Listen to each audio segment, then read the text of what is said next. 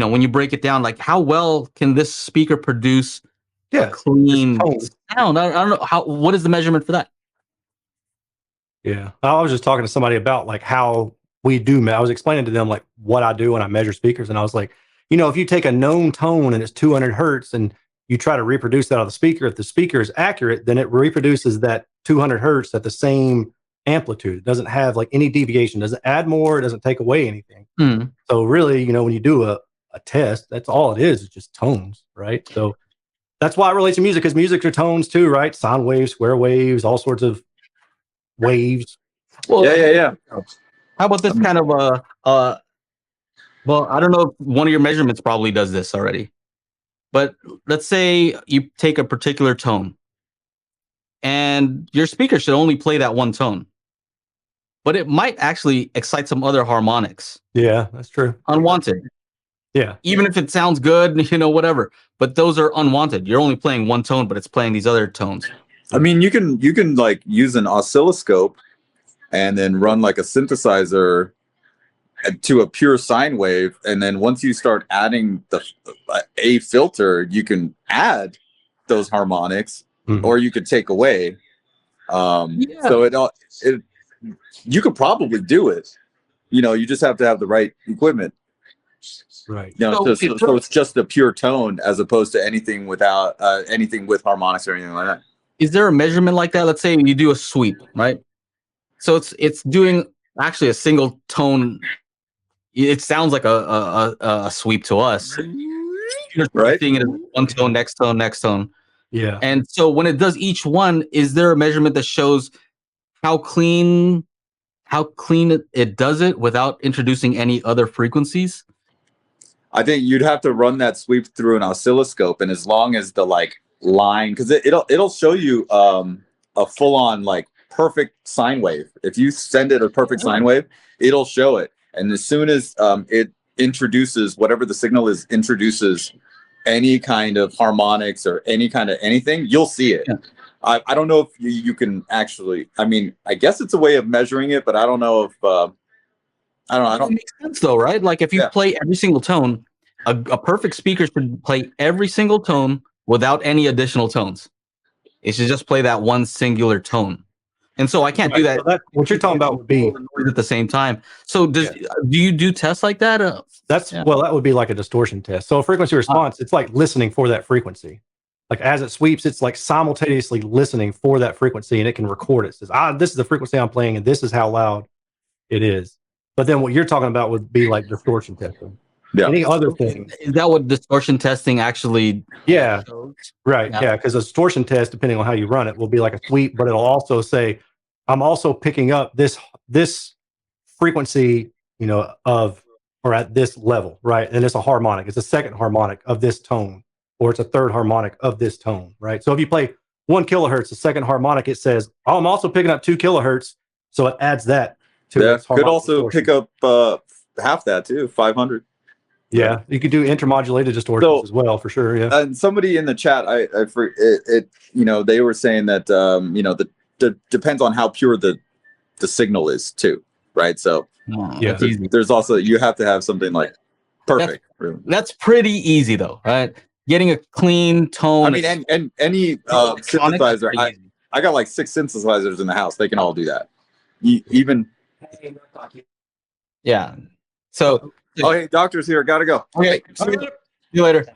So to me, that's cool. It's kind of easy to get the right tone, electronically. Is that a new knife? Is that what you're showing off? No. Again, I just have it. And I'm sitting here playing with it. I'm probably going to cut myself. But okay. Sorry. I get distracted easily. So anyway, I just kind of thought that might be interesting. So when you do these distortion tests, I would kind of be curious, because what I've seen from your videos is you say, okay, this is the threshold where, this is fine. Yeah. But what would happen? What would happen if you were to play music, and if there was some way to only play the harmonics or the distortion by itself? So you can't really do that, because whatever you are listening to is going to create its own harmonics, right? Yeah. So that's the problem. You can't only play back the distortion. Like you can play around with the levels of distortion in signal by changing or adding more or somehow taking away. But whatever speaker you're listening through or headphones that you're listening to is still going to have its own distortion. The easiest way to probably get around it is just to listen at really low levels where the distortion from the speaker is so low that it's not even going to be audible at all, right? Yeah. But I was here wondering saying if it was it's digitally funny. subtracted, you know? Yeah, It no, was- I actually sent an email to Clipple in 2012 with an idea that's similar to that. It's kind of funny that you say that because when I sent it, I was like, they're going to think I'm an idiot, you know. I don't even remember what they said back to me because I was just I thought I'd figured something out, man. I can't remember what it was now, but it was basically like, is there a way that once I measure the speaker and know where the distortion is, can I somehow take it out of the next measurement? And then I started thinking, I was like, I can't do that because the speaker's still going to have its own distortion. So after I sent that email, I was like, yeah. Okay. So no, I mean, you're not saying the same where we're thing. coming I know that, but it just reminded me of that email I sent. So we both use Isotope RX, and then Isotope you can use these. It's a software to kind of clean up audio, and so you can take out reverb, you can take out noise, things like that. But there's no feature there where it says like only play the noise. Yeah, it takes like the vocals and stuff like that out. Well, let's say if you take out the reverb from sound. Okay. There's an option where you can click it and it does the inverse where it'll only play the reverb that it took out. So yeah, there's definitely ways to do that. But the question would be more so that is there an audible difference between speakers that are maybe they have like less harmonics or, you know, just smoother, you know? Dude, that's a whole area of study that people have argued to death. And you can go do your own listening test. Clipple has a page where you can go and do your own listening test where they'll add in different distortion characteristics, like distortion from let's think here, like the spider of a drive unit, or distortion from poor excursion linearity, so like the motor force, right? Or distortion from inductance, how that's more prevalent in the mid-range area than it is the lower bass area, and how that's normally the one that you hear the most. And so there's actually studies on it. And then there's the whole Gedley metric about the audibility of such distortions and how everything is weighted.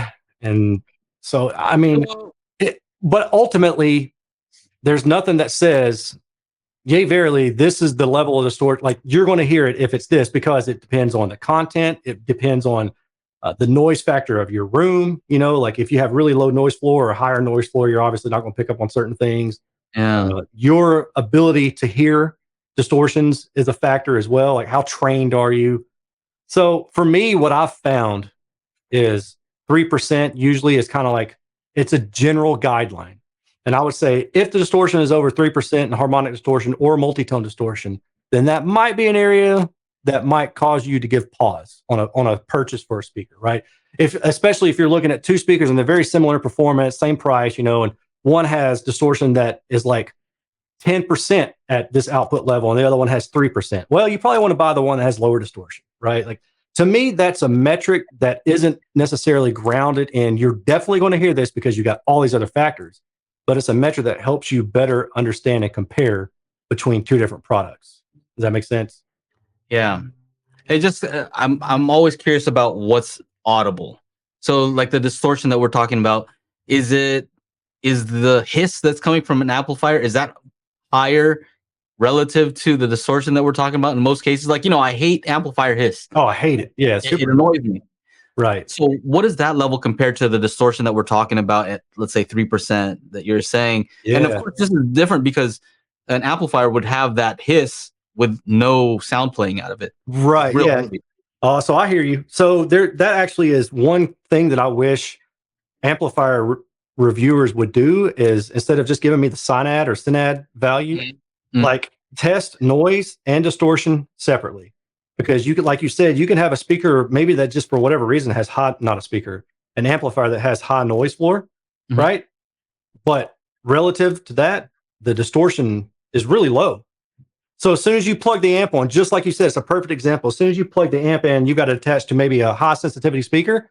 The distortion, there's no distortion because it's not playing anything. But for whatever reason, that amp is noisy, right? There's something in the chain that makes it noisy. So all you hear is coming through your speakers, and it's so freaking annoying. So I'm sure, all the smarter folks have the answers.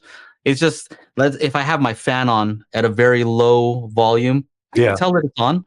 If I really wanted to listen critically to like details in music, I should probably turn the fan off. Yeah, for sure. And I don't know what level that is in comparison to other distortion. Yeah. I don't really measure distortion that much, but it just kind of got me thinking. Make sure to check out our audio-only version of the podcast at anchor.fm/Daily HiFi, or just go to your favorite podcasting service and search for Daily HiFi.